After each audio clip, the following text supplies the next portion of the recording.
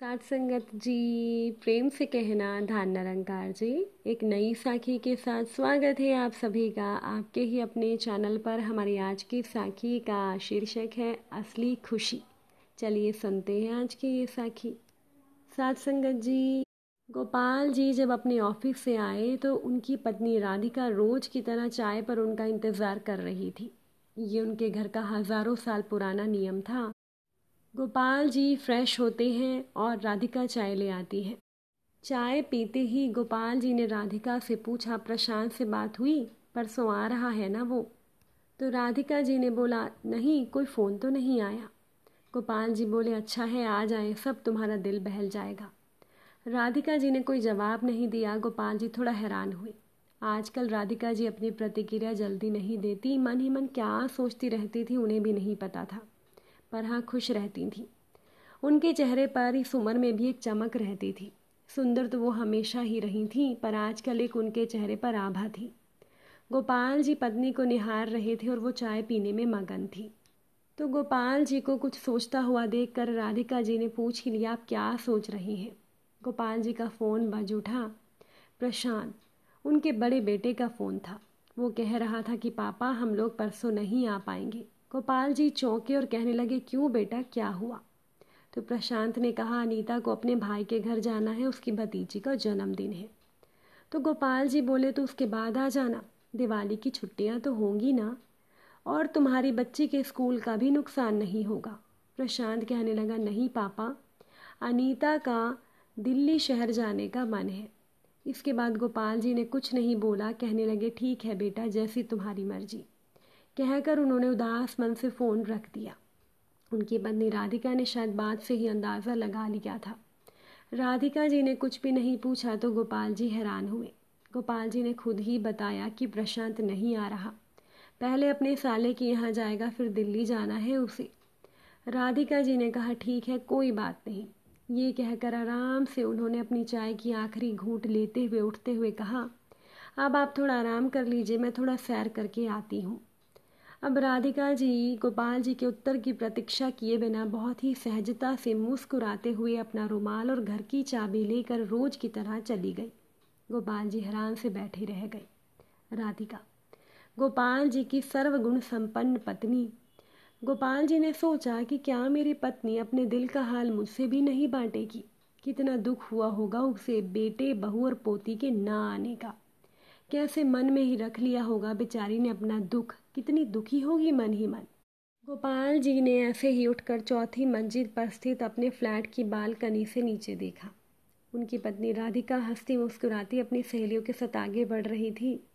उन्होंने सोचा कि मेरी पत्नी बेचारी कैसे बनावटी हंसी हंस रही होगी। क्या ये बात सच है जो मैंने कहीं पढ़ी थी कि हर एक नारी संभवतः एक अच्छी अभिनेत्री होती है?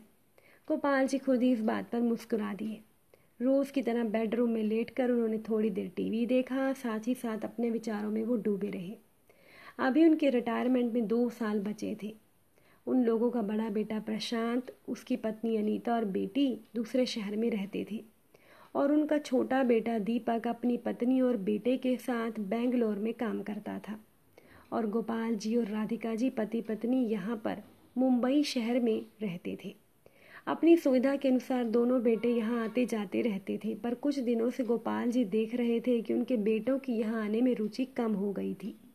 गोपाल जी हमेशा अपने काम में व्यस्त रहे हैं, पर अब अक्सर वो पत्नी के बारे में सोचने लगे हैं कि मेरी पत्नी कैसे रहती होगी पूरा दिन, और वो भी बिना किसी बात की शिकायत किए।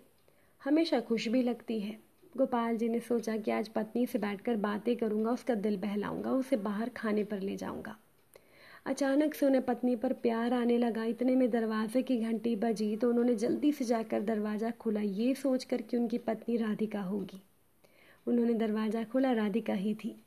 रुमाल से अपना गला थपथपा रही थी। तो गोपाल जी ने प्यार से पूछा, गर्मी लग रही है क्या, पानी पियोगी? राधिका जी ने कहा, नहीं नहीं, ठीक है, मैं पी लूँगी। उसने हाथ मुँह धोया, पानी पिया। फिर गोपाल जी ने कहा, थक गई होगी, आओ थोड़ा आराम कर लो। गोपाल जी चाहते थे कि उनकी पत्नी उनके पास आकर बैठे और उनसे अपना दुख बांटे, बच्चों की बेरुखी से दुखी अपना मन बहलाए। तो राधिका जी वहाँ पर आकर लेट गई, गोपाल जी भी लेट गए। तो गोपाल जी ने राधिका से कहा, उदास हो राधिका? राधिका ने कहा, मैं क्यों उदास होने लगी? गोपाल जी ने कहा, बच्चे नहीं आ रहे ना? तो आराम से वो अपने बालों को खोलते हुए बोली, अच्छा है नहीं आ रहे।